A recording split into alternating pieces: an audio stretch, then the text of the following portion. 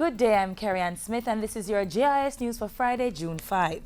The National Security Minister has commended those members of the Jamaica Constabulary Force JCF who ensure the safety and security of the country during protest action by some of their colleagues. In a statement yesterday, Minister Peter Bunting described their actions as selfless and honorable, befitting the new type of policing that is being practiced by the JCF. He also thanked members of the Jamaica Defence Force for working with the police to ensure adequate security across the nation over the past few days. The National Security Minister has also welcomed the decision of the Police Federation to return to the negotiating table. Police officers called in sick for work early this week, signaling their disapproval of the government's wage offer. The government has maintained that given the fiscal constraints, the country has to stick to the terms and conditions of the economic reform program. The capacity of the Auditor and Contractor General's offices is being expanded to improve governance, accountability and transparency.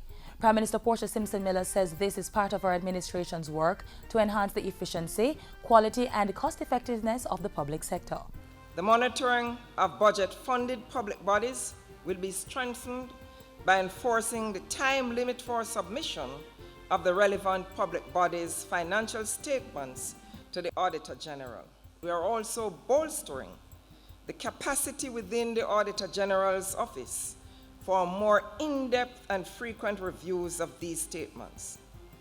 The Office of the Auditor General is to be strengthened, and the Office of the Contractor General is being given attention in terms of accepting and responding to its resource needs and mandate.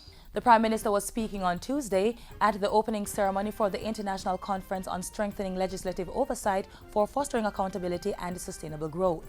The June 2 to 4 conference was a joint effort of the Houses of Parliament, the World Bank, the IDB, UNDP and Parlaméricas. As government encourages Jamaicans to actively prepare for disasters, state agencies have begun to look at the national response mechanisms. Prime Minister Portia Simpson-Miller chaired a meeting of the National Disaster Committee where stakeholders looked at disaster preparation measures to safeguard all Jamaicans in the event of natural disasters. Since we cannot predict, we better be prepared. And it is in this spirit that I call the meeting so that all of us can get together and begin to discuss and to put the necessary plans in place just in case. June is being observed as Disaster Preparedness Month. More than 1,000 healthcare workers island-wide are to be trained to help reduce maternal and child mortality. The Ministry of Health recently signed a Memorandum of Understanding with American health organization Footprints Foundation to administer the training exercise.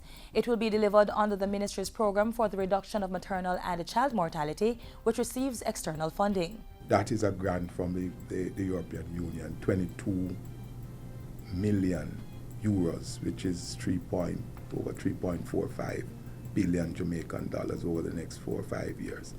And that will significantly help us with Millennium Development Goals 4 and 5. Goals 4 and 5 are all about reducing child mortality and improving the health of pregnant women. Full training for healthcare workers is to start in June and it should improve newborn care and emergency obstetric care in 6 hospitals. That's 1 in each of the 4 health regions. These are in addition to the 2 specialist hospitals, the Victoria Jubilee Hospital and the Bustamante Hospital for Children.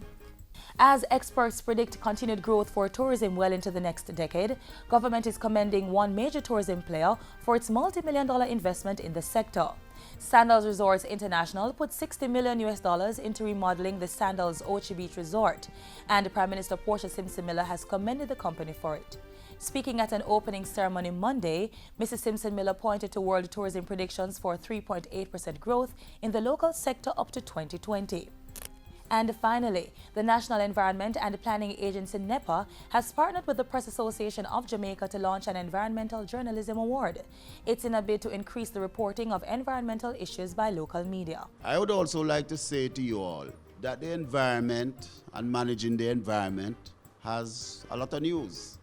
And I sometimes am surprised that members of the media don't pick up on certain stories or track certain stories.